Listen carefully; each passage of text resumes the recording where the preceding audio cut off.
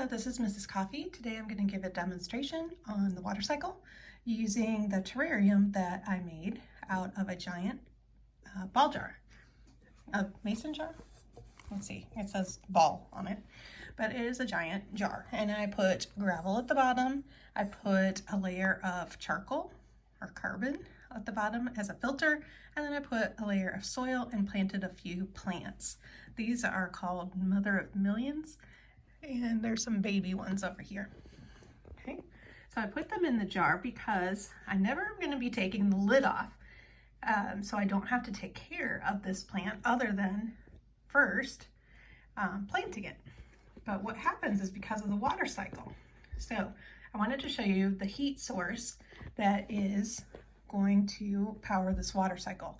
So we have this jar in the window, so you can see it's close to the heat source of the sun, and then I put a little bit of artificial light in the form of a lamp shining down on it. So both things are going to heat up the jar and the soil that's in the jar. The soil I watered when I first planted the plant, so there was some moisture in the soil. The heat from the sun shines on that dark soil and heats it up. The moisture then turns into water vapor and evaporates into the jar.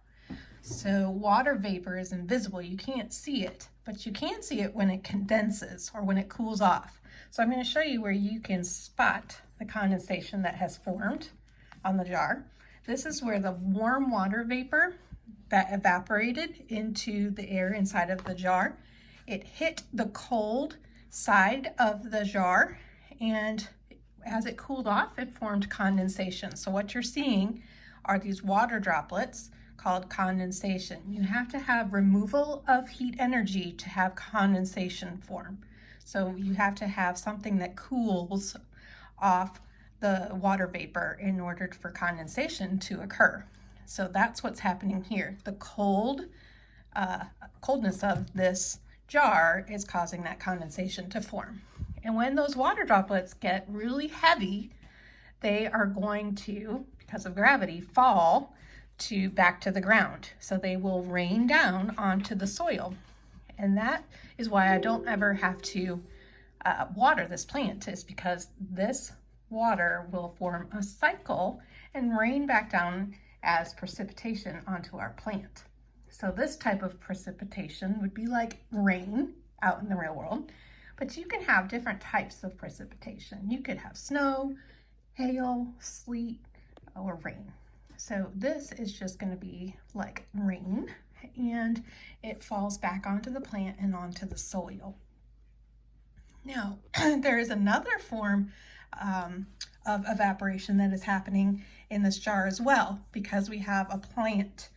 Plants actually have little tiny pores or holes in their leaves called stomata, and so the water gets taken in through their roots and goes back out to the leaves, because the entire plant needs water. All the cells in the plant need water in order to survive. So when that water reaches the leaves, there's sometimes some extra water that the plant needs to get rid of. So through the stomata, the water evaporates into the air. So it adds some additional evaporation besides just evaporation from the soil. There's evaporation taking place from the leaves, and that's called transpiration. So I hope you enjoyed my demonstration of the water cycle using my terrarium. And a terrarium has that word terra, which means land, so it's different than an aquarium.